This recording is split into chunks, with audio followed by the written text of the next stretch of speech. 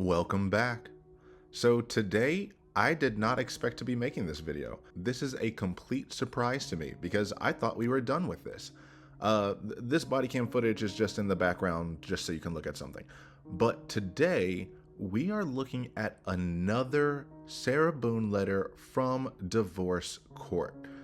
Now, we covered her original divorce court letter that was not sealed. It was one that was covered a few months ago, and then it was sealed because it involved the son. However, to my understanding, it has been unsealed, and the theory, I haven't gotten full confirmation, but because she wanted to use these or use the case against Brian when he testified against her. So the defense was going to call Brian because they didn't cross-examine him at all. They were going to call him as a hostile witness, which means you're calling a witness for the other side, but for your case in chief. And so they refused to cross-examine him, and then they didn't even call him. I guess it was a good call on their end. It would have just dug the hole even deeper. But I'm guessing that she wanted access to these in order to impeach him, to say, look, he has a reason to be biased against me because he doesn't want to pay alimony and he's a terrible ex-husband, yada, yada, yada. And in doing so, I guess released all of these letters. Maybe not all, but a lot more letters than we've ever seen before. So I got this from the channel Mo in the Deep End. Great channel. She's very funny. Make sure to go check her out after this and drop some little crowns in the comment section so she knows where you came from. But anyway, she got access to all of these letters and has them. So I did some screenshotting, and now we have a dramatic reading of yet another Sarah Boone letter, going back to my roots with this one. So wanted to get this out because I felt like it. I have a little mini disclaimer that we go through. These are all of my opinions. I am not asserting any authority over anything on this channel. So I am just giving my opinions. Take what you take, leave what you leave. That's okay. It's all welcome here. Some other ground rules. Yes, I refer to her as Miss Sarah Paulsen because that is her birth name.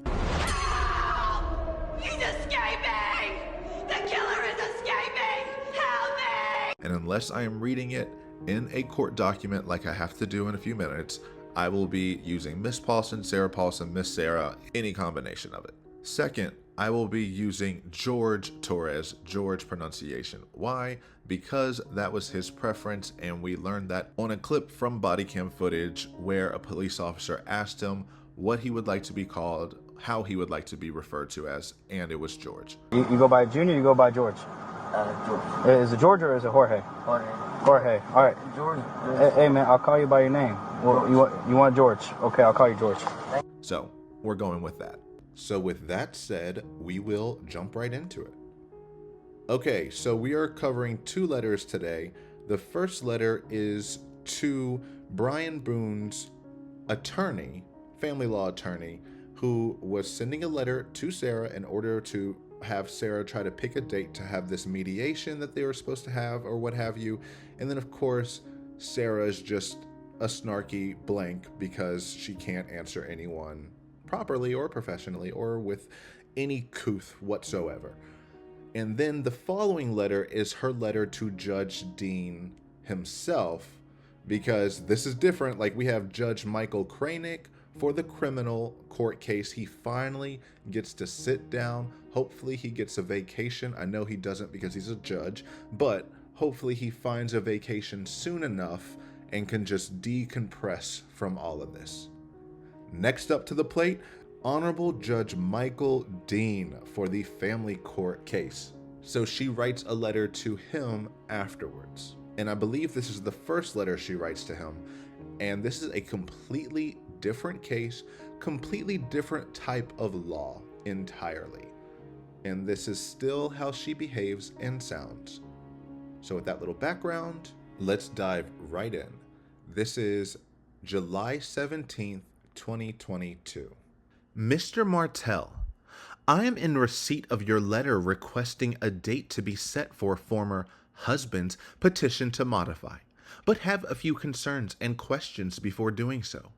First, I would like to make it known I have been diagnosed with cancer and am awaiting outside professional medical consult and treatment options. I do not know the level of severity, duration of time, or outcome for any of this, nor the effect it will have on my case, which I am currently incarcerated for, or the case at hand with former husband. As said in my previous letter, no one has a crystal ball. I do not know 4 months in advance my location or status, making it impossible to determine the best date to choose from which you have proposed. With that being said, my questions are as follows. Those weren't the concerns. 1. What are the requirements under Florida law stating a mediation needs to be scheduled for the petition to modify? Please provide documentation so I can understand the practices, procedures, and protocol for this area of family law and can abide accordingly. I can also have a general timeline of what to expect if possible, other than a letter from your firm telling me what I have to do. 2.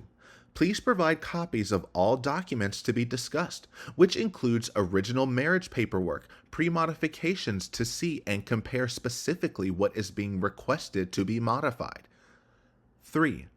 Please send contact information, location, and credentials of the selected mediator, Karen Middlecoff, Esquire, work. What is her affiliation with the Martell firm, and how was she selected? 4. Will former husband be in attendance? Who all will be included in and during this meeting? 5. Who is the judge overseeing this case and receiving copies of all correspondence, signing, approving paperwork? 6. Is there going to be an agenda for discussion during the mediary to be received in advance for preparation and review? 7. What if selected date has to be changed due to unforeseen complications or circumstances? Will I be penalized? Rescheduled? 8. Is the point of this mediation to try to force me into signing or agreeing to the only terms available presented by former husband? Or are my modifications going to be allowed for discussion also in order for both parties to be included in the final agreements for and with the best possible outcome? 9.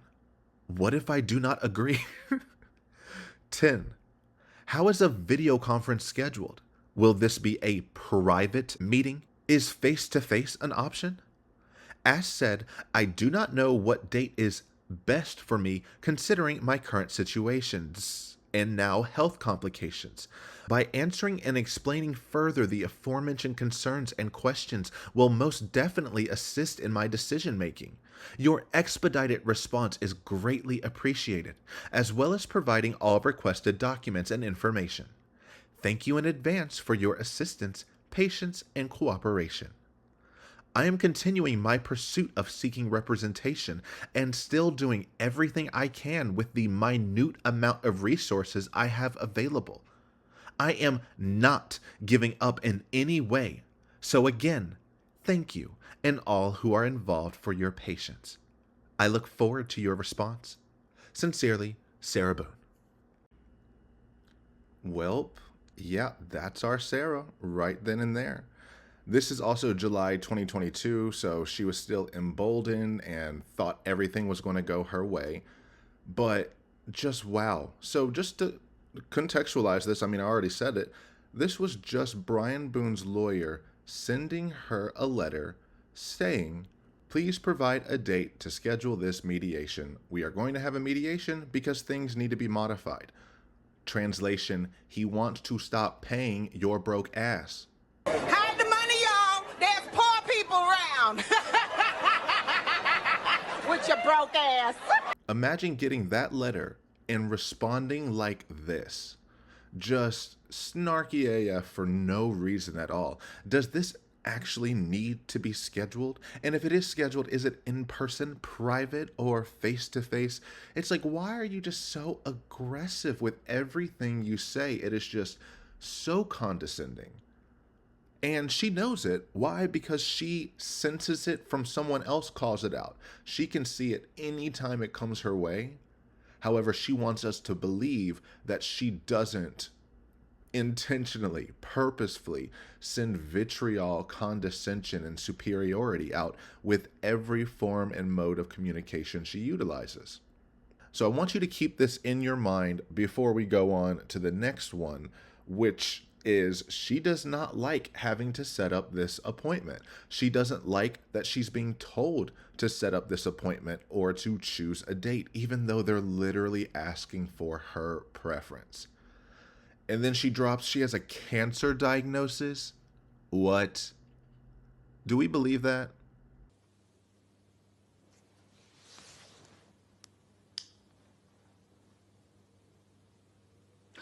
No. I don't know. Maybe it was a cancer scare in 2022, but you will have to convince me beyond a reasonable doubt that something went off in her mind. She forgot it or somehow to not bring it up during trial whatsoever. She hasn't brought that up during her criminal case one time, not once.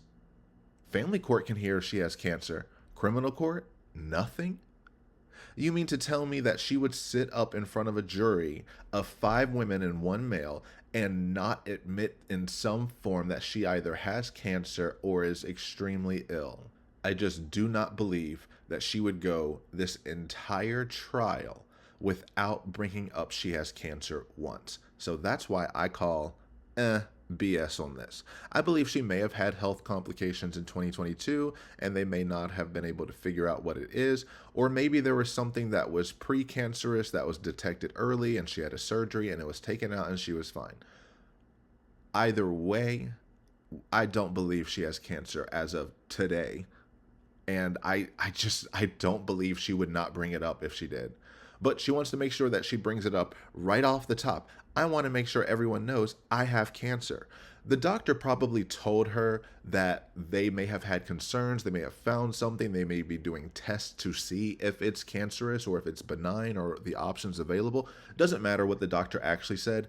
The word cancer came out of their mouth. So in Sarah's mind, she has cancer. She has it. There's no other option. There's no other second opinion.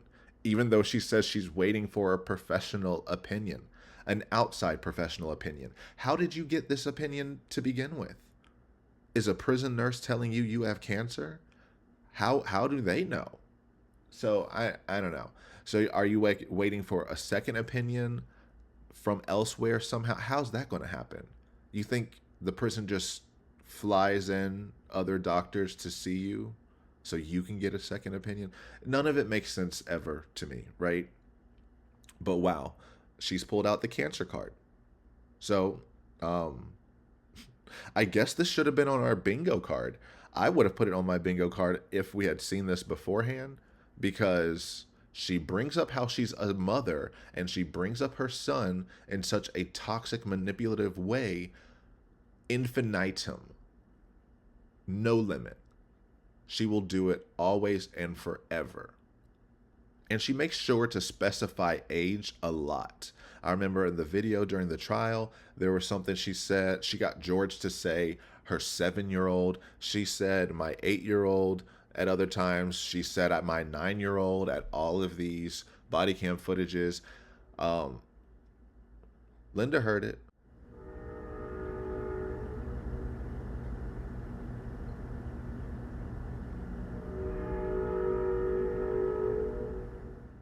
So she drops that boy left, right, and center whenever it benefits her to make her look better, look more empathetic, and to get what she wants.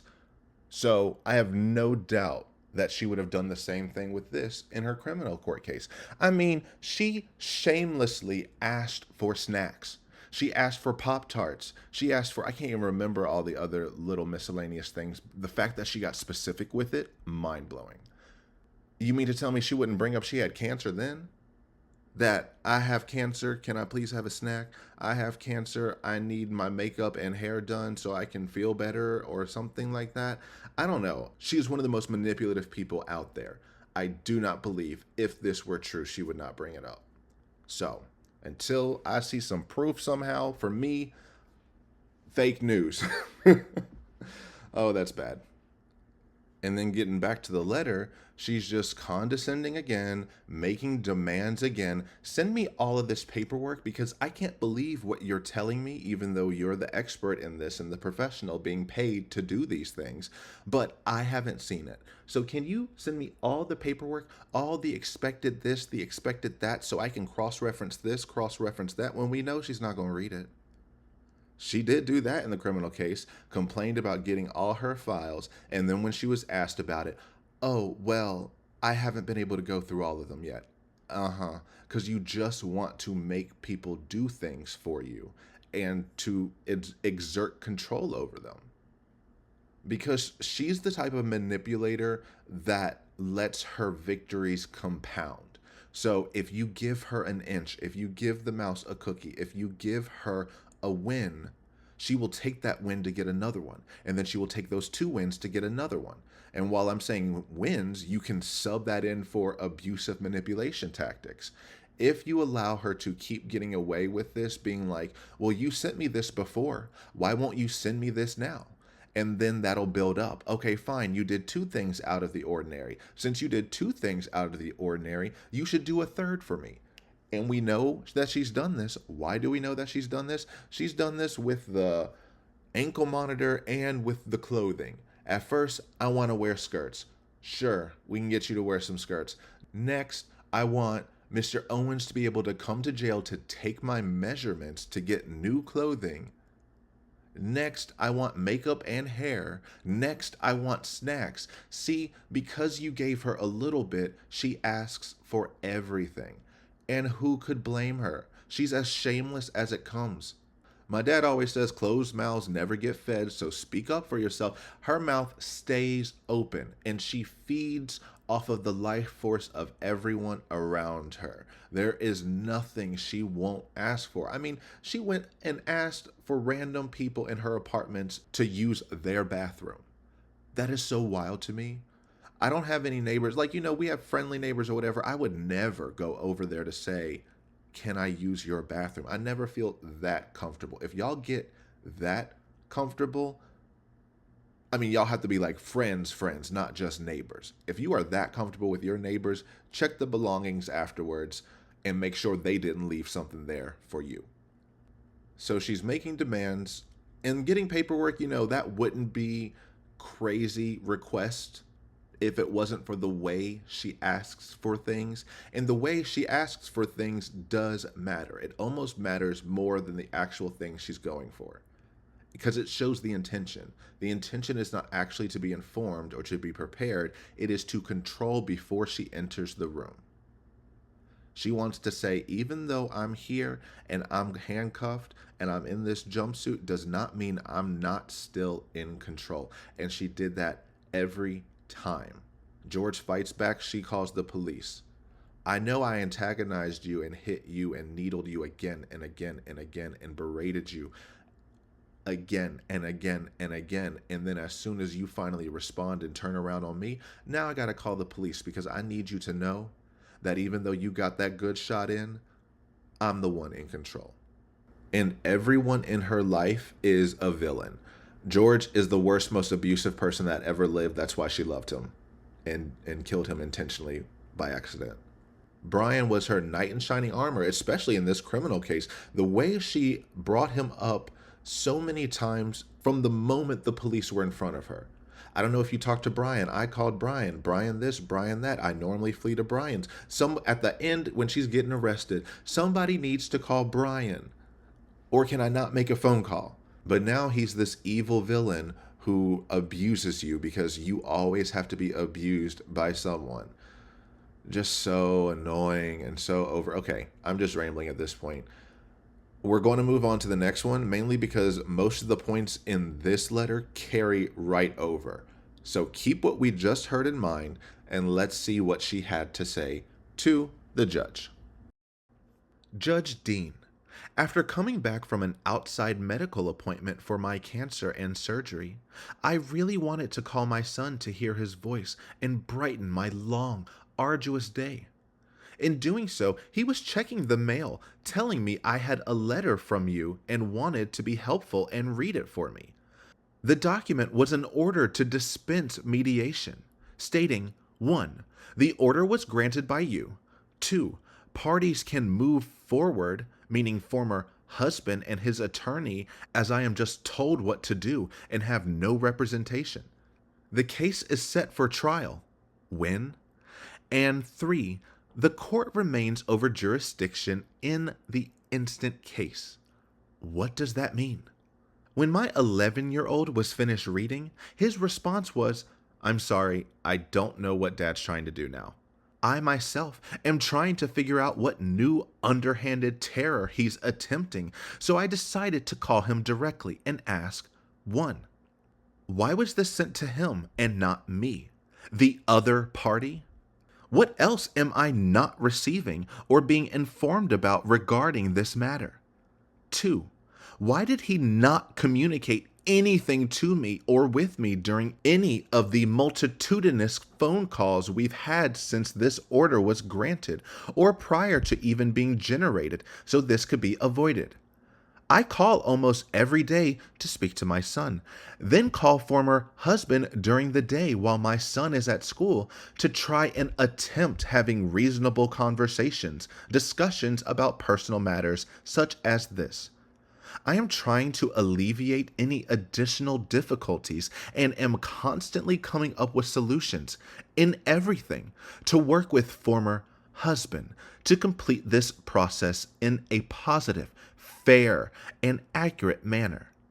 How can this be done now the mediation has been dispensed? Both parties could have figured something out instead of just canceling completely. Former husband could have explained his intentions to help understand my circumstances better in being unable to choose a date for mediation 4 months in advance on top of my cancer, on top of my trial. I simply asked for former husband and his attorney and yourself, Your Honor, to provide information so I could choose, even if the date had to be changed. The other party, was bypassed and ignored completely, with no explanation from anyone.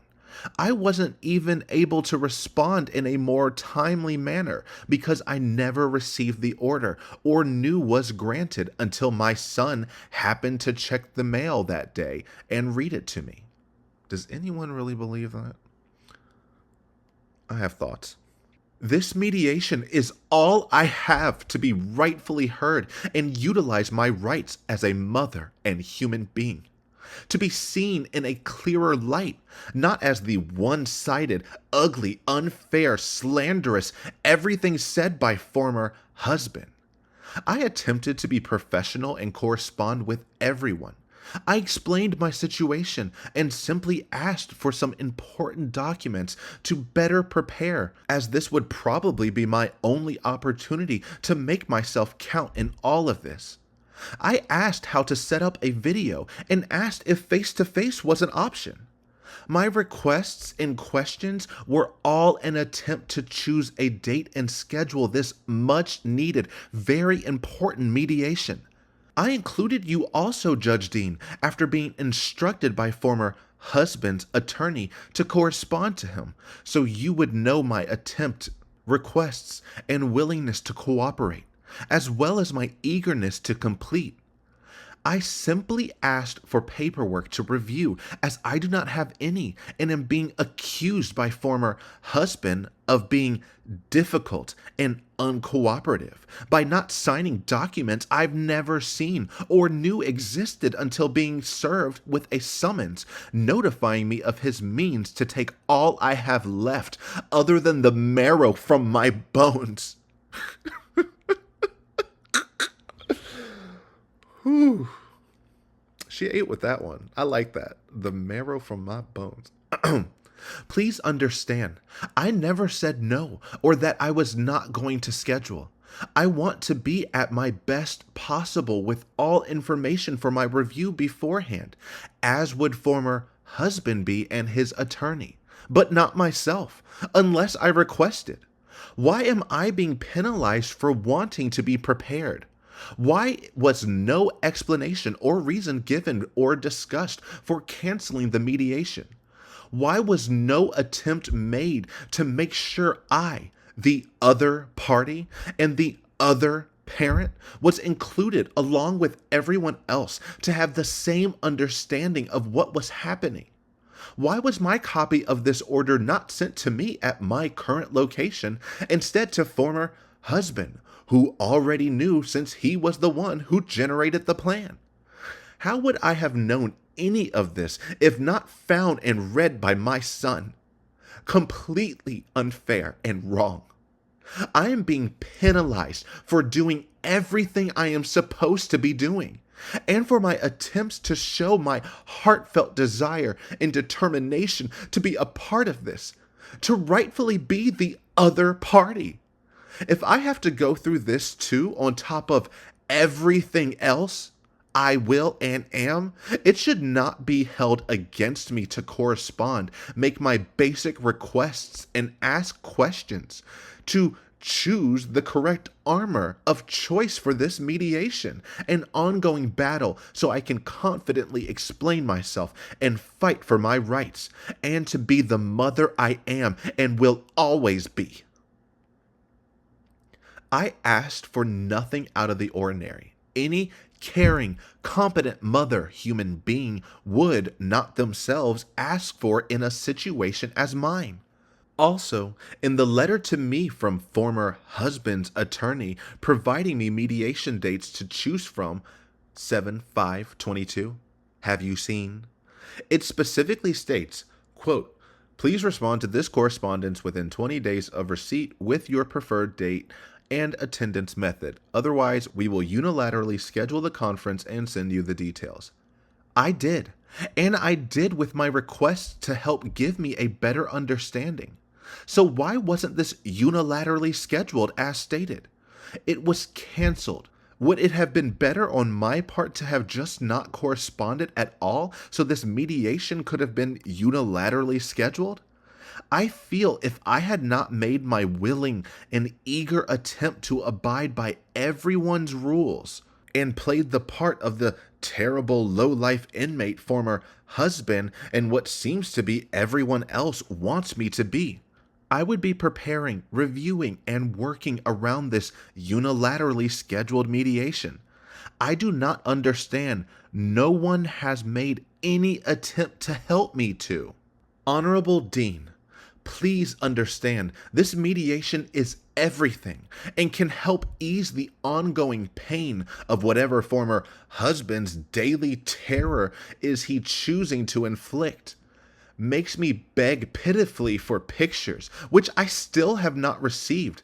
Has me call every week to ask for commissary funds so I can purchase necessities and sugar for my glucose concerns.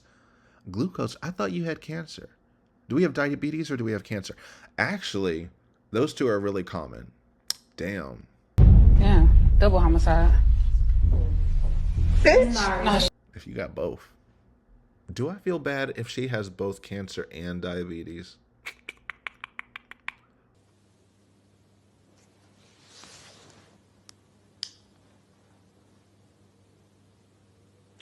No. Then says no. Refuses the occasional hot meal on a Sunday. I was made to cry over a cheeseburger when explaining to him the amount of weight I am continuously losing weekly due to being sick, and thought this would help me gain by eating. I was still told no.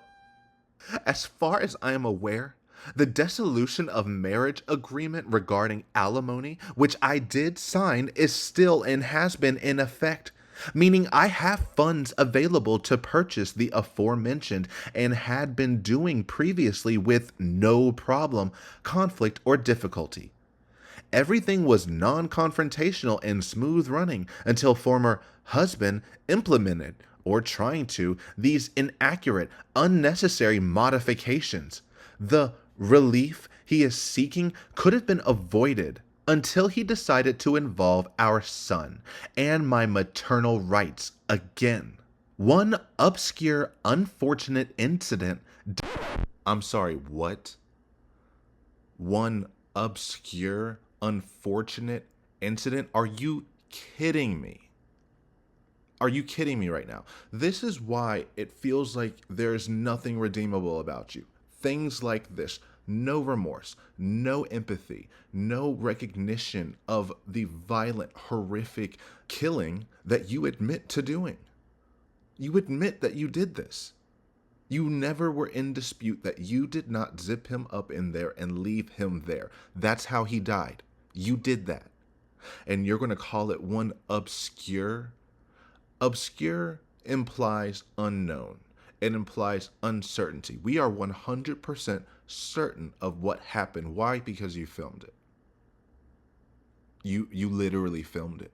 You brought out your phone and you documented like you did everything else because you wanted to show it to him the next day of, look, isn't this so funny when I left you in there? Now you know never to do blank again, and I won't lock you up in a suitcase again. An unfortunate incident. Unfortunate, yes, it is unfortunate, but you wanted this to happen. How do we know you filmed it? You said, wiggle around some, that's on you. You should shh. And then on this freaking testimony, you're saying now you hit him when he got fingers out the bag, and that you said he was trying to attack you, so you shook the suitcase again and again and again, because in telling him, stop doing this to me, stop doing this to me. That's the one obscure, unfortunate incident. You can't even acknowledge his death. And she had the audacity in the interrogation to say, and I understand the severity of this. No, you don't. 4.5 years later, and you still don't understand the severity of it, because his life truly meant nothing to you. It had to have meant nothing. Every other person who has ever interacted with George has felt more for him after his death than you have. From what we find out later, the son doesn't want anything to do with you. Him and George, according to everyone else, had at least a friendly dynamic. They would play catch and ball outside. Melissa, the property manager, says that she would always see both of them playing outside. Brian said that he bought the bat that she ended up beating him to death with as well, or aiding in that, for George and their son to play. Meanwhile, you are trying to erase this human being from existence. He's not even a human. He's an unfortunate incident. That's what all of this has been to you. An unfortunate incident. Oh my gosh, I'm not going to get over this. Wow. And she's done this like minimizing before, but this just feels so gross. She said this isn't even about the suitcase anymore in past letters, as though it were ever about the suitcase. No, it's about the person who was zipped inside and about the person who zipped him inside, not about the suitcase itself. But I believe that's how she's had to rationalize it in her mind. She can't see herself for what and who she actually is. It doesn't compute together because it goes against this construction she's had in her head, and that she was able to reinforce with being in a drunken stupor from alcohol, constantly, never ending, and nonstop. You can live in that dream world when you are doing that. And now having to see the reality of how terrible she actually was to this man, she can't even acknowledge that this isn't an incident. She feels nothing for him. And that's why, oh, do I feel bad that she might have cancer and diabetes? Not really. No, I'm there. Nah. It is unfortunate. That's an unfortunate incident. That can be one or two obscure, unfortunate incidences.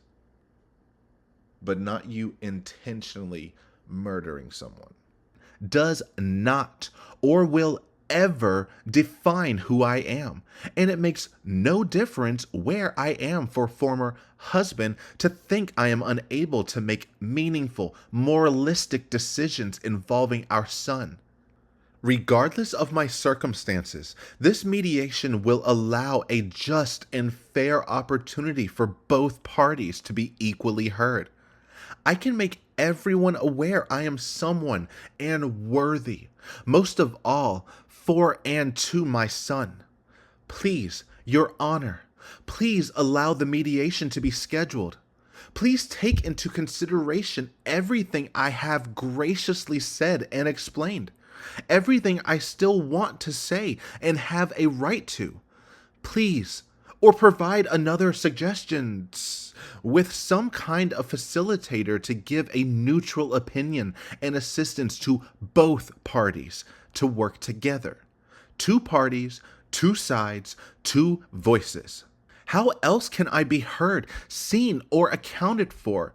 I too have defining points for discussion, and my understanding was this part of, or the reason for mediation to aid in a fair, reasonable outcome for both parties, for compromises to be made, not controlling demands. Specific details need to be discussed regarding all of the agreements, as some I have not even seen. The supplemental petition for modification of final judgment and joint stipulation for modification, the most recent. What is their pre-modifications for all? This being why I requested these documents. Maybe you should tell them that instead of being a snarky. In summary, so because I have nothing and no one, former husband having an attorney, multiple monetary resources, a familiar support system, so with unlimited resources in every way, I am to just accept defeat unfairly and be okay with everything? I am saddened how the justice system is so unjust and unable to help people as myself, who were once advocates for. I voted in jail and raised to believe in the safety, indivisibility, goodness, and truth of, and what honor is supposed to be, and where can always be found. At this point in my life, I am severely disappointed. What do I have to say? Anything to say different or show for? Where is my testimony to real something just? I've communicated with everyone, tried to explain everything, to make my efforts known. I have no access to a computer to check my status in this or documents being filed. No access to make viable phone calls to worthwhile agencies asking for any assistance due to unauthorized numbers per OCCD rules. I can't even contact former husband's attorney to ask my questions and voice my concerns directly. I've written so many letters, I've lost count. Me too, girl. Me too. Me too. I've tried everything, still trying in every way. What else can I do, Judge Deen? Please allow the mediation. Please help me in whatever, however you can. Please don't just show me where to sign former husband's unfair, incorrect paperwork. Any act of kindness, no matter how small, is ever wasted. Aesop.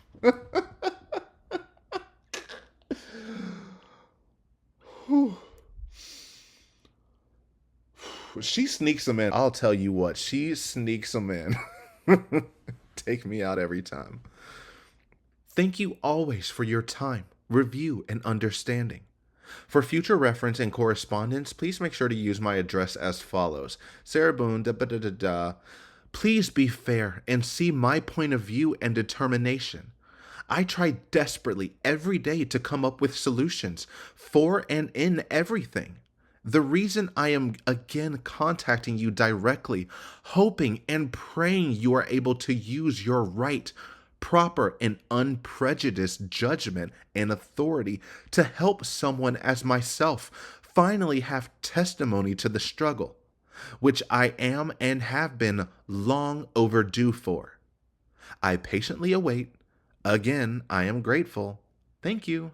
Sincerely, Sarah Boone. Wow. Okay, so I have a lot of thoughts to get through. Because, wow, like, she was just going full speed. I make this joke ever so often in these videos of All she did in jail was write letters. And I was saying that from the perspective of her criminal court case. The letters she wrote to the judge, the letters she wrote to the other judge, the letters she wrote to the lawyers that we don't get to see, the letters that she wrote to Mr. Billy Lane, everyone, anyone, and everyone she wrote letters to. I had no concept that she could have written over 20 letters to the divorce court judge as well. She is relentless. And it's like, what is that standard definition of insanity, is doing the same thing again, expecting a different result or something like that. But, and this is where we are at. She has written these letters so many times, and after every single letter, she complains that she didn't get the answer that she wanted or the reaction that she wanted. But then she still does it anyway, because she has to contact people directly. She said that multiple times. She said something about it being bad that she can't contact Brian's lawyer directly, as though she should have access to anyone at any time to express her, quote, concerns and questions. Basically, you're going to yell at him. No one has to make themselves available for you to abuse them, which is exactly what she wants. It's unfair that the jail doesn't let me call this lawyer directly and harass him for hours until he does what I want him to. Just so much. So we see how these two letters were directly connected. She sent the letter response to Brian's lawyer when she could have just sent some proposed dates. She could have done both. You know, she could have complained and gotten all of that out and proposed some dates. She could have, just to throw something out there, but she didn't. She wanted to make this big mess of, why is everyone failing me? No one's giving me this, this, and this. No one's doing this for me. No one's doing that for me. This is your fault, your fault. This is unfair. You're being mean to me. Stop being mean to me and do what I say. What do you mean the mediation is canceled? I never wanted it to be canceled.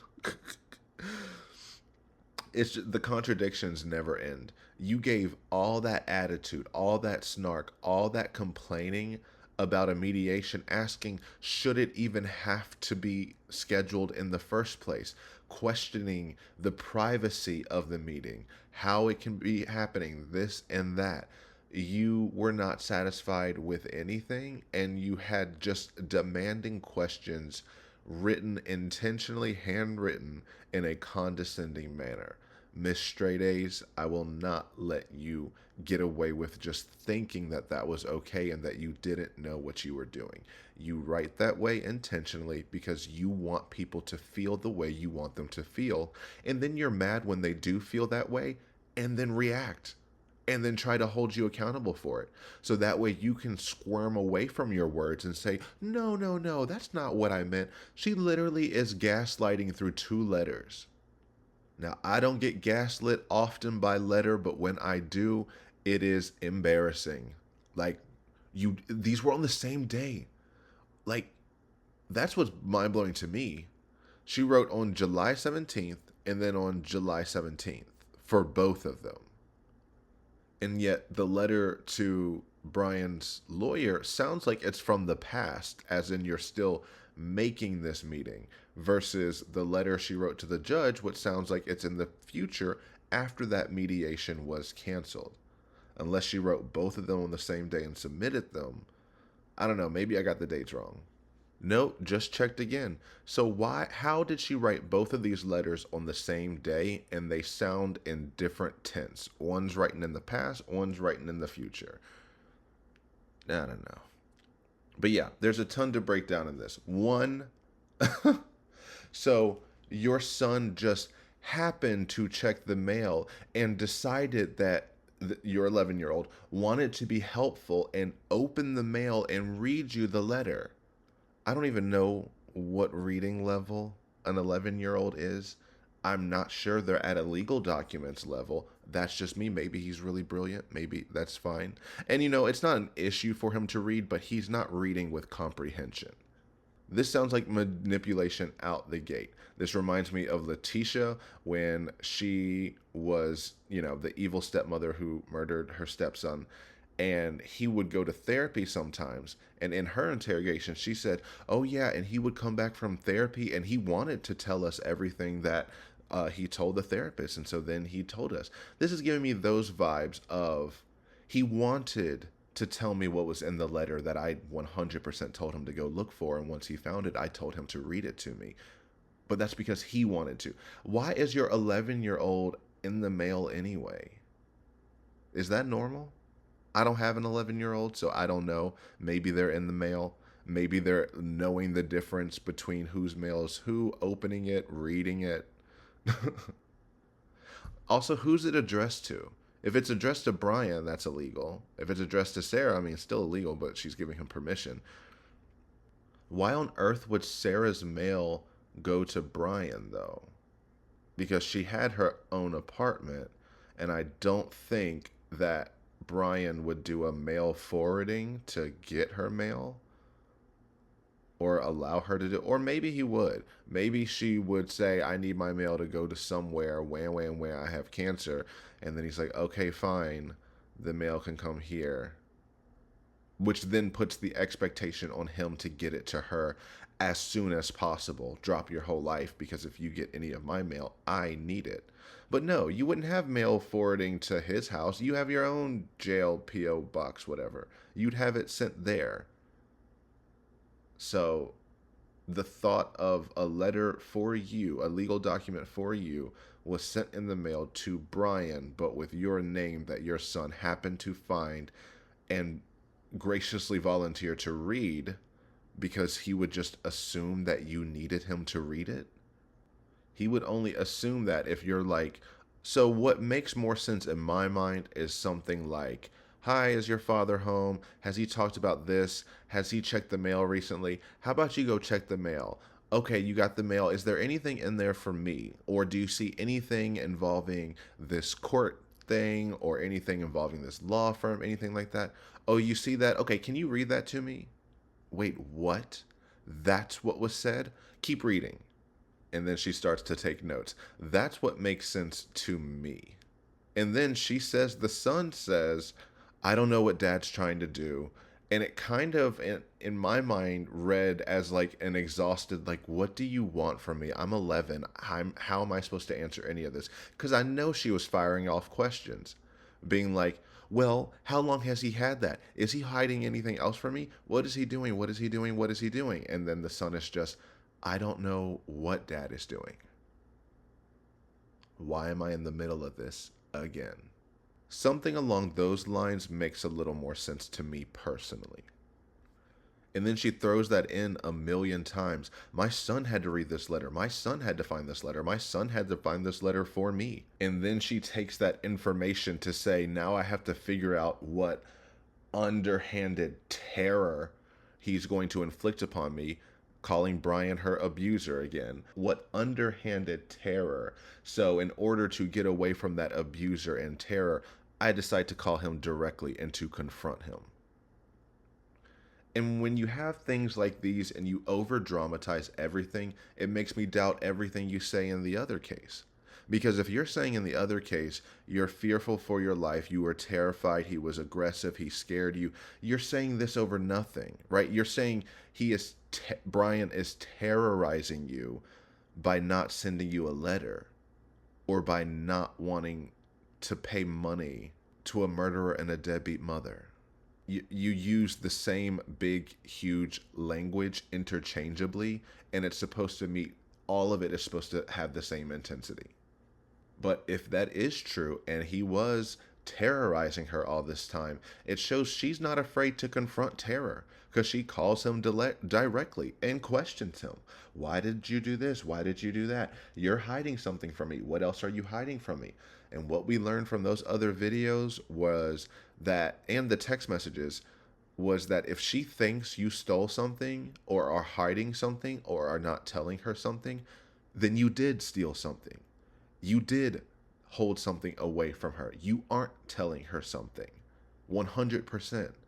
And she would berate George again and again over messages. Did you take my son's sunglasses? Did you take this? You need to give me my stuff back. You need to give me my stuff back. Meanwhile, he's saying, I don't have any of it. So because she couldn't find it, he must have taken it. And this also happened in the September 4th, 2019 body cam footage. I don't think I'm going to pull all of these receipts. Just trust me, it's out there. I have it on a playlist somewhere. She did the same thing with the car keys of she didn't know where her car keys were after finally getting him arrested. She had not gone inside the house. Wanted to know where the car keys are. They said they don't know. They patted George down. He didn't have them on them. When I tell you at least 15 to 20 times, she again repeats, my car keys. I just don't know where my car keys are. And they keep saying, they're probably in the house. And she's like, have you seen them? No, but they're in the house. And then she gives this pouty, whiny little face. I need my car keys. Okay, they're not on him. They're inside the house somewhere. You've seen them? I haven't seen them, but they're in there somewhere. They're not on him because I had to search him before he got in the vehicle. Is it too much to ask if you could ask him where they are, please? Okay, I only have one set. Okay. She's asking about her car keys. She said we asked him. Should we ask him where they are? He doesn't have nothing in his pocket, so they're... Okay. Where is she? Huh? No, he didn't have anything in his pockets. We can take pictures real quick, if you don't mind. We're going to take one overall. He doesn't know where they are. Ma'am, do you mind? Stand. I need my car keys. He didn't have anything in his pockets. One dog's sleeping downstairs and one's in your bedroom. Subdivision coming from the area. No one else seen or heard. You have any other questions? I need my car keys. I'm sure they're in there somewhere. And that's over keys because she couldn't find her keys, and not find her keys. She didn't actually look. They weren't handed to her. So that means that George 100% stole them or George 100% knows where they are. Either way, he is doing this to me. Not me needing to actually look for my stuff and saying or taking any responsibility on myself for misplacing things. It is, he is doing this to me. And so the same thing here. Brian is terrorizing me. He is doing this to me. He is purposefully, intentionally keeping documents away from me. Why didn't he tell me in the multitudinous phone calls that we've had to have similar discussions about this? I don't know, mainly because you're a terrible human to discuss anything with. And when you even give off a hint of sensing confrontation or something that does not align with your wants or desires, you go batshit. And then you blame everyone else for you acting like that and saying, oh, I'm not like this, even though I'm like this all the time to anyone and everyone. So I wonder why he wouldn't want to bring it up. And then using the son as a shield. And it's made me so annoyed. She was like, none of this would have to happen if he didn't bring our son into this. You have done nothing but bring your son into this. You refuse to leave him out of anything. Even if he begs you, you wouldn't stop. I was worried about my son. I went to my former husband's residence where my son was located. You were going to spend the night there with your son and with your ex-husband? Correct. And did you do that? My son, yes. All right. My son can't come over here because he's here. He doesn't live here. He doesn't live here. Ow. I want to see my son. It's not fair. Okay. I can have my son come over. It's your house.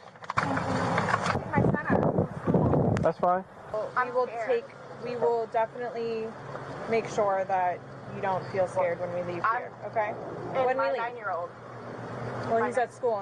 He's with your husband. I know. Well, ex-husband. Oh, okay, Mom. I don't know what it is. Exactly. And that's what we're here to find out. We're just here to get the answer. The answers that you want, the answers that his family's I going to just want. really want to see my son. I really need to see my son. I have no idea what it is. No idea what it is. Nonetheless, I've had my son over the house too, so why is it you all think that y'all don't know me, you don't know me, nope, would do something like that, especially having a 9-year-old son? I don't think you all understand who I am, where... Okay. Well, tell me.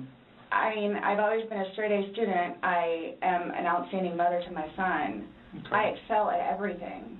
And that is always the consistent sign of a deadbeat parent, is using the child whenever it benefits you. Because you're not actually thinking about the child, and you haven't. You're thinking about how the child makes you look, makes you feel, not what is best for the child.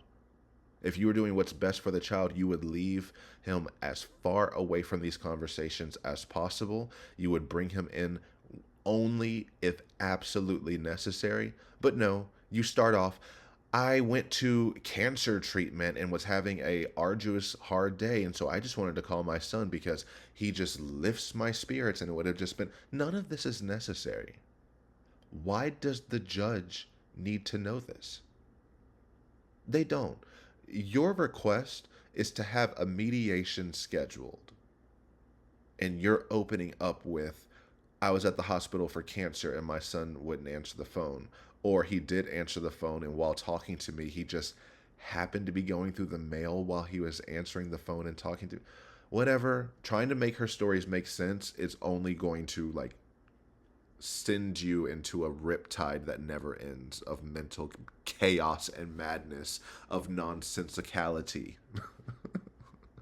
I can make up words too. But yeah, now she had to make sure that she dropped cancer on the lawyer and on the judge. So this is what I'm saying.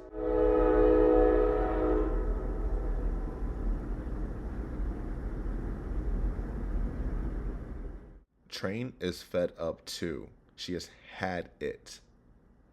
She does not appreciate how you use your child as a strategic weapon for years now. You literally coached George to bring up the fact that you're a good mother for your son in order to get a case against you dropped. She's a good woman. Never been in trouble in her life. She has a 7-year-old son that she loves and cherishes. A blind Boston Terrier. She has 2 dogs.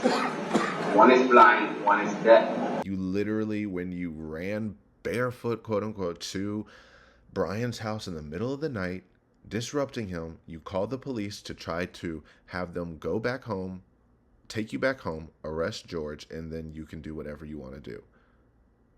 The first thing you do when the police show up for a domestic incident is to introduce your son at the middle of the night to a police officer. He wanted to meet you. You know, actually tell him what you want to be when you grow up. Be a cop? Great job, man. Stay out of trouble. Thank you.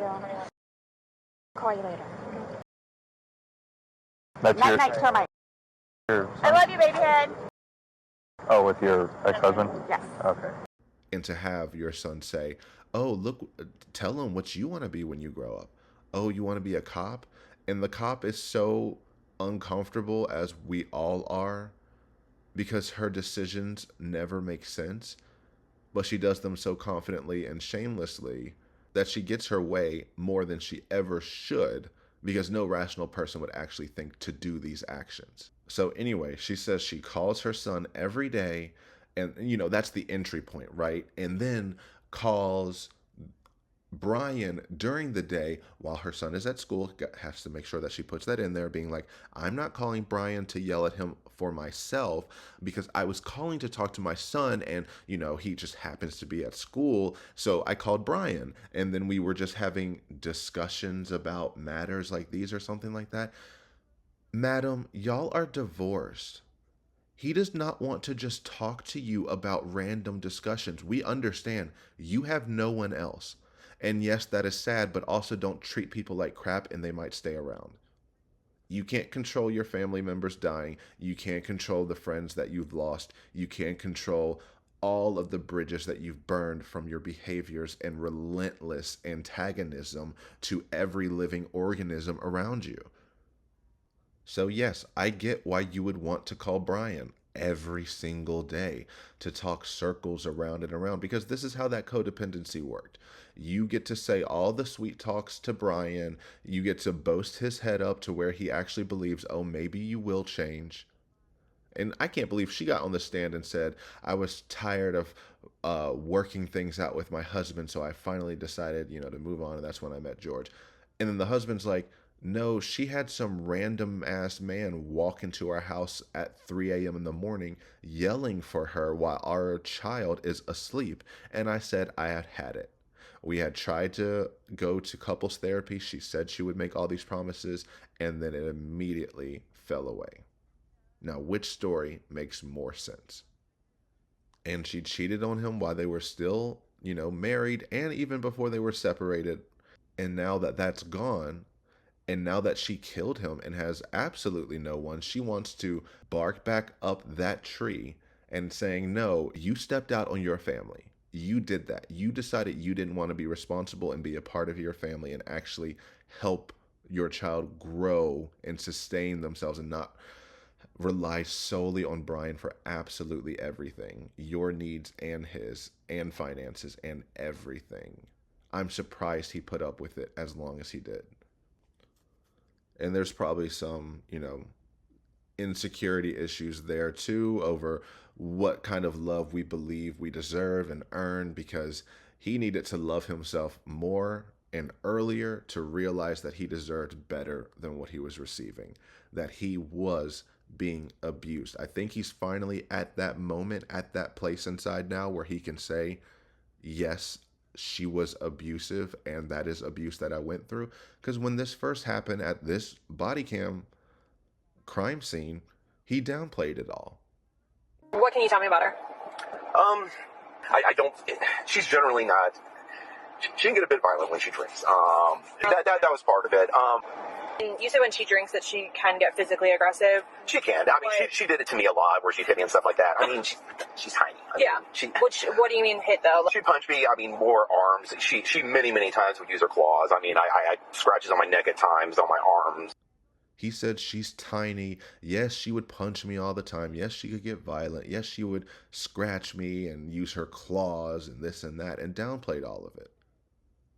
And, that's ingrained from the 20 years he knew her, of always having to downplay her terrible abusive behaviors and actions, and to just accept it because she won't accept responsibility for them. It's always someone else's fault.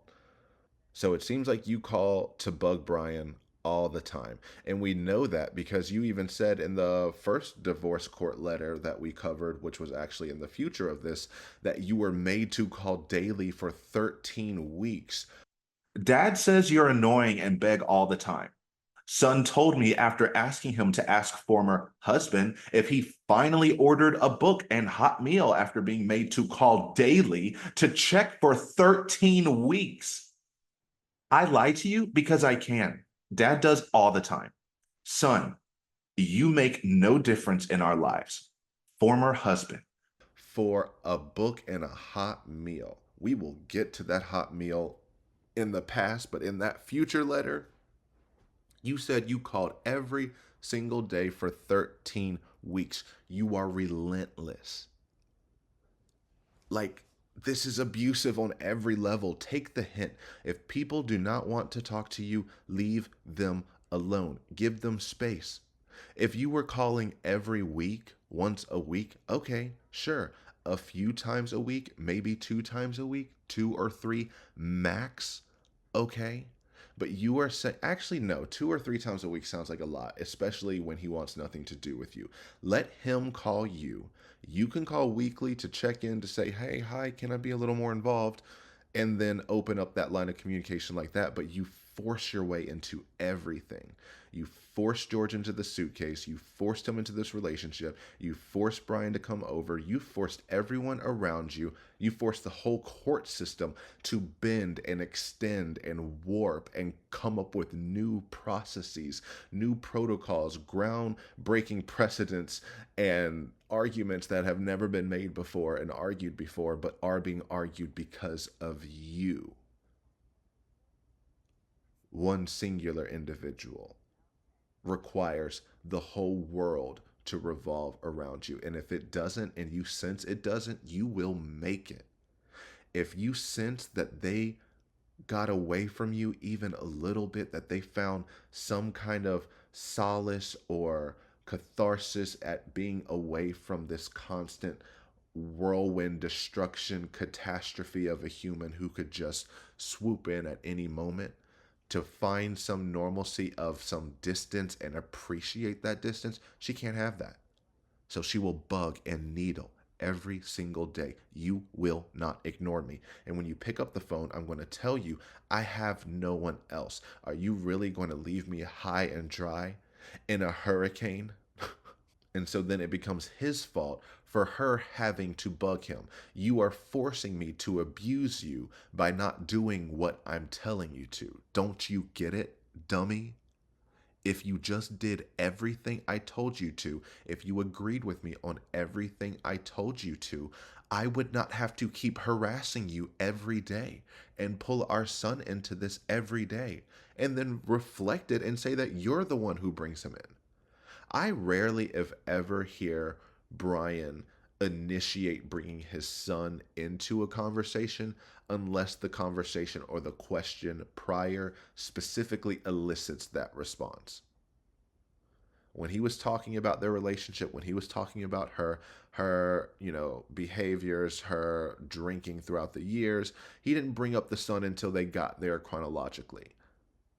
He is good at compartmentalizing, like most people are able to compartmentalize, keeping their children out of grown folks' business, because that's what you tell the child, to mind your business when they start asking too many questions that hit a little too close to home. You should have had that mentality the other way. You should try to protect him at any way. And what's mind-blowing to me is the first letter she wrote.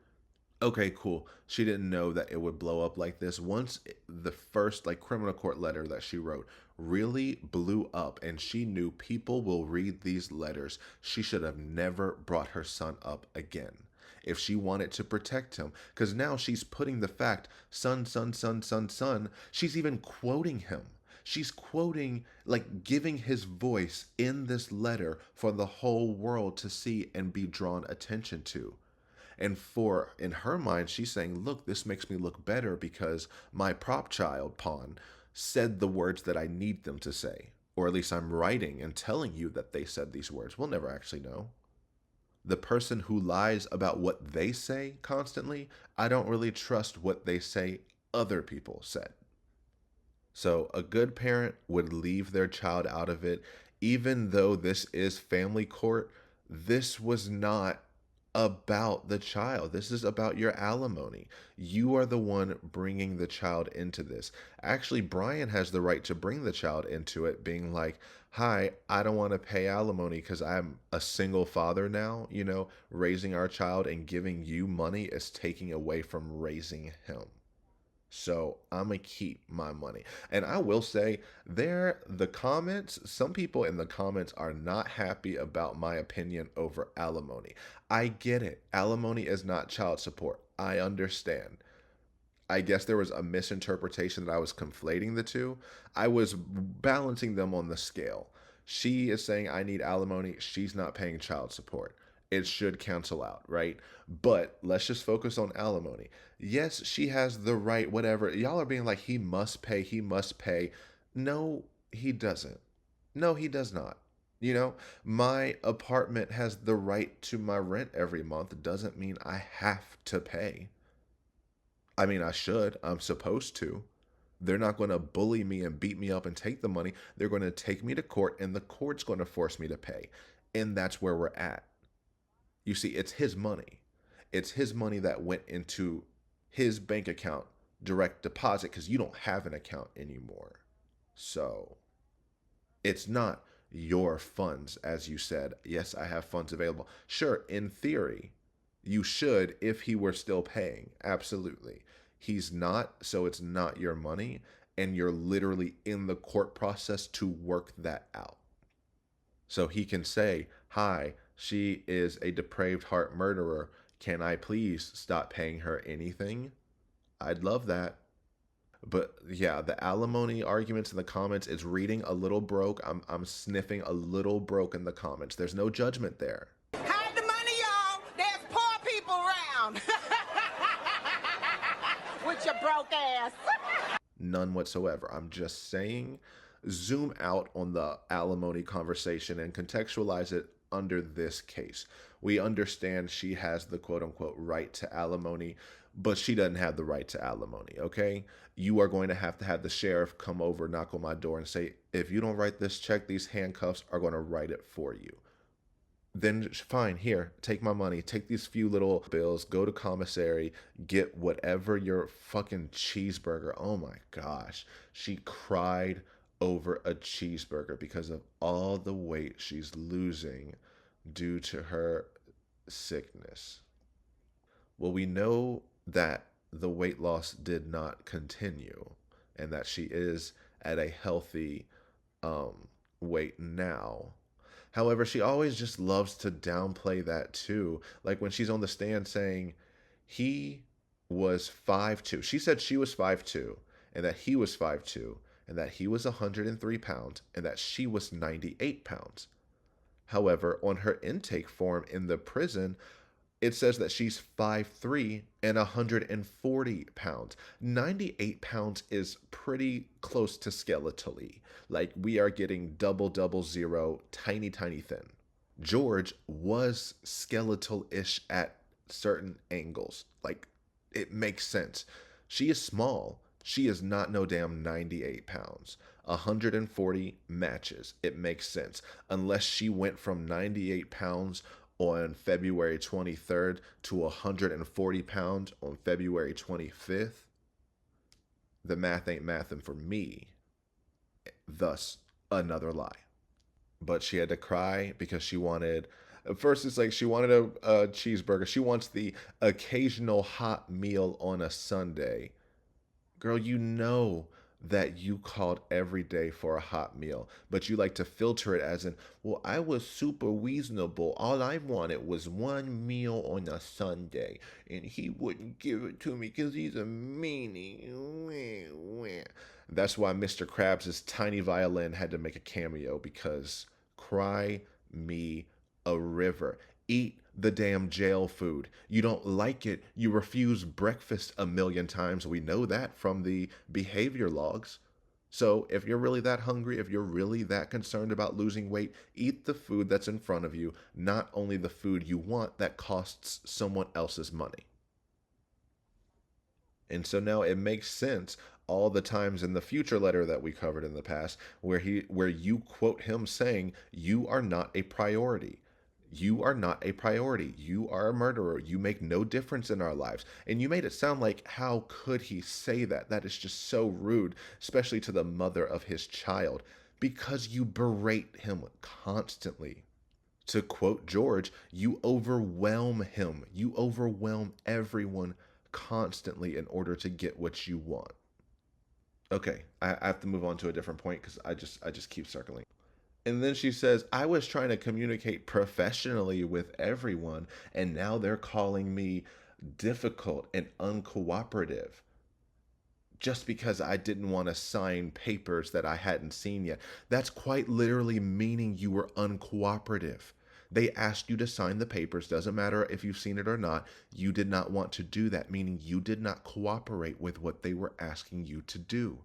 And now you're mad they said you were uncooperative and difficult. If you don't think that first letter was difficult, was you being just an awfully, terribly rude human being, then I don't know what world you live in or how you think people take what you say.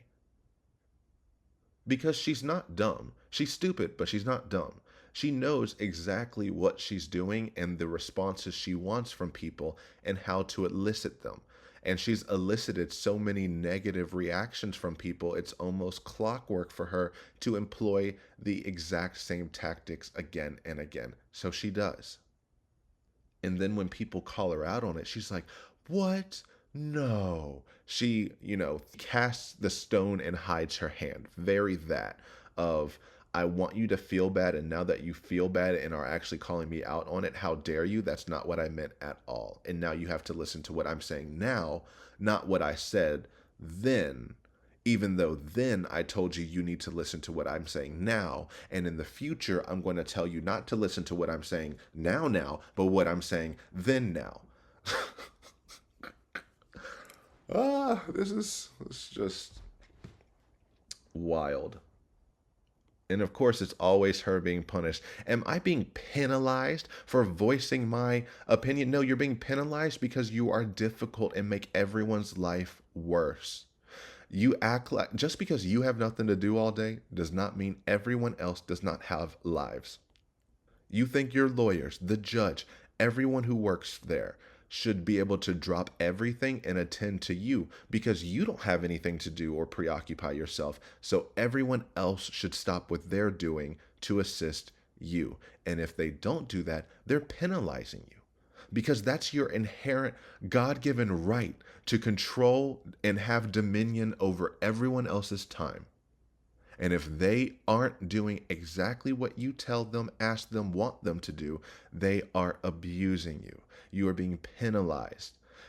If you had proposed any dates like they asked you to, and then they canceled it, you could say something, being like, I was confused. I was asking a lot of questions. Yes, because I'm unfamiliar with the family law system, and so I really just want to make sure I'm prepared.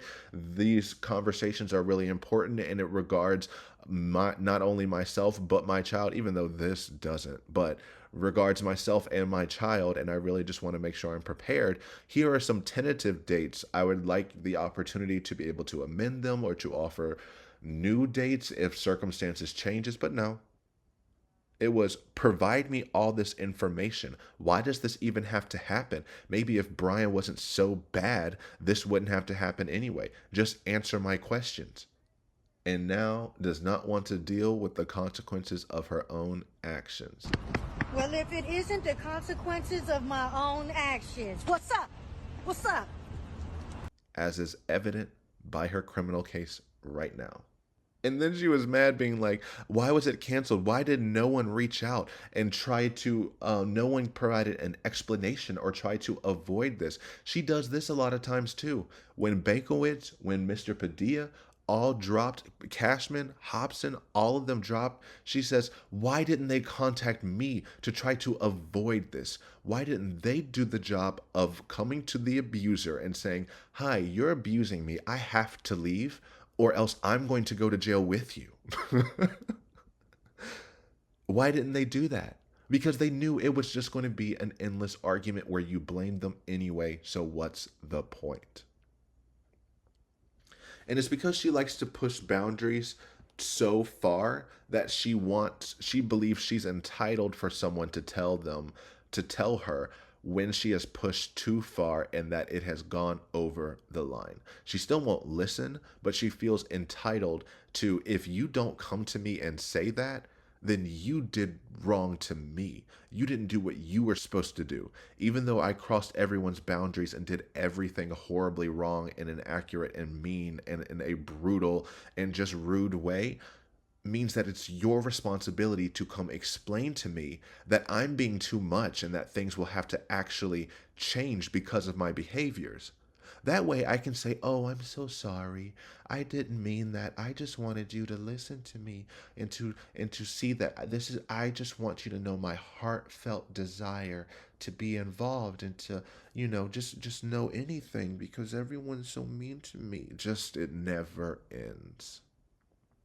And then wants to say, and I have to deal with this on top of everything else, the cancer, diabetes, and the criminal court case, second-degree murder, because you murdered someone, okay? No one's really sympathetic to your everything else when George doesn't get an everything else because you took everything from him. And that's what you're saying Brian is doing to you by not giving you free money. And it is free money. You've done nothing to earn it. And alimony is based off of, yes, you earn as a couple together, you provide the space for each other to succeed and, all that. I get that. She didn't do that. This wasn't this stay-at-home mom, I'm cooking, I'm cleaning, I'm taking care of the kids. You didn't. You drank all the time, you stepped out on your marriage, and you left the kid at school. Which happened so often to where Brian has to call you relentlessly to say, are you finally going to pick him up? Because every time you don't, this sends a message to him, and it's embarrassing. And I have to deal with that because you don't. You got out of it. You got out of mommy duties until you want them again because it makes you look better or it makes you feel better at that moment. But things get hard. No. And then you want to make sure you choose your right armor of choice. What does that even mean? Everything does not have to be a battle. It does in your mind, and you make it a battle, but it doesn't inherently have to be that way. And I get it, she feels completely helpless, and she is in a lot of ways because of the circumstances she has put herself in. And now it's everyone else's fault because she now has to suffer the consequences of what she brought upon herself because of what she brought upon others. And then just the contradiction again of they told me in the letter that if I did not choose a date, then they would unilaterally decide it. You know, one of the things that she complained against being like, I'm both parties. Why are we both not making decisions? Why are you able to make decisions when it should be we, us, our, both, me, me, me, me, me? Well, now that I was very difficult and you canceled it, why didn't you just schedule it on your own anyway? You gave me that ultimatum of either I choose dates or you would do it. So I complained and told you I would be completely uncooperative when it comes to actually scheduling this thing. And then you canceled it and you didn't go above and beyond and schedule it on your own. How dare you? It's your fault. You misinterpreted my letter. You took it wrongly. You're doing this to me again. And she was like, well, would it have been better for me not to correspond? Yes. Yes, absolutely. 100%. This would all have been better without you corresponding, writing a letter. You may have even gotten a manslaughter charge if you didn't write a single letter, because you wouldn't have made things worse and worse and worse and piling again and again and again. However, the state was still going to do what the state was going to do from the get. Ever since her first continuance with Mr. Padilla, the state has been ready to win this case. It was very a set the T-ball up and knock it out of the park. The evidence is overwhelming. And that doesn't matter. You can show her evidence of her wrongdoings and it's still your fault, and she doesn't see a single issue with what she's done. The issue is you don't understand her. And that's the reason why this is bad. Because if you understood what she was coming from in the crevices of her twisted mind, then you would be okay with it. Because it's natural and normal. Whatever. And just the whole, until he involved our sons and my maternal rights. Doesn't matter what happens, I should still be able to make decisions about our child. No, you shouldn't. You don't know anything good for him because you are locked up. And you will be for the rest of your life. I'm pretty much going out there. I'm okay with being wrong.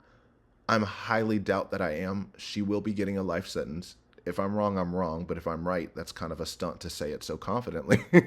She will be getting a life sentence. So you will be in there for the rest of your life. And you want to make decisions about his life? You know, the same decisions that led you to where you are. I think staying as far away from you as possible, or literally teaching him to do the exact opposite of everything you've done, will turn out to raise him properly and free him of the curse that is his mother's influence. Because now she's attached to him forever, and she makes it that way. She won't let it not be, which feels abusive as well. They have both expressed interest of wanting to distance from her, so she sticks even closer. And she talks about how she needs to correct him from being mean to her. Everyone's being mean to you despite everything you do, and you see nothing wrong with any of your actions ever. It would be one thing if you said, I'm sorry my past letter came off passive aggressive. It's because I've been dealing with a lot of health issues and it's been emotionally taxing, and I've been more irritable than I thought I would be. So in hindsight, I see that that letter could have been come off confrontational, but this mediation means a lot to me. I do apologize for my part in holding up that mediation. Can we reschedule it? Can we figure out a way to make this happen, because it is so important? You still need to be writing the judge about this anyway. However, that would have been better. At least people would think, oh, at least she has some self-awareness. And I stopped in the middle of the video, but I'm still not over the one obscure, unfortunate incident. That is what she has dissolved George's murder and death into, an unfortunate incident. Why is it unfortunate? Because it ruined her day. And now people think she's a bad person because she zipped him up and taunted him. She doesn't see anything wrong with that. She even said on the stand, I talked to him because that's one of the only times he ever listened to me. Even though on every single video she ever took, every video we've ever seen of George, he is attentive to what she is saying. He is listening. Even when he's leaving and walking away, he is turning around still saying, I love you, and engaged in everything you have to say, every single word. But this was the first time that he listened to you. And you even said in the interrogation, it made me so happy that he actually listened to what I had to say, completely forgetting the fact that he was in a fucking suitcase. Like, whew. She thinks everything needs to be equal for both sides. Other party. Me. Equal, equal, equal. Regardless, like completely ignoring the fact that she doesn't give that to anyone and she doesn't think anyone else deserves that. She didn't give it to George. She didn't think he deserved equality. What about him? You laughed at his pleas. Why are we supposed to listen to yours when yours aren't actually life-threatening pleas? These are just wants and desires you have. You had over 2 years to find a job or any source of income that could have helped, create savings or any connection outside of leeching off of Brian for over 20 years. Sounds like a nightmare of an existence. Well, I think I've gotten my almost 50-minute rant about that letter out of my system. Thank you all for listening. Because, wow. And I can't believe she even had the audacity to bring up American honor of, I'm so disappointed. I'm very disappointed in the justice system. How about being disappointed in your own actions? How about being disappointed in every one of those horrible text messages you sent, horrible videos that you took, horrible things you said to the police? How about being disappointed in yourself at all?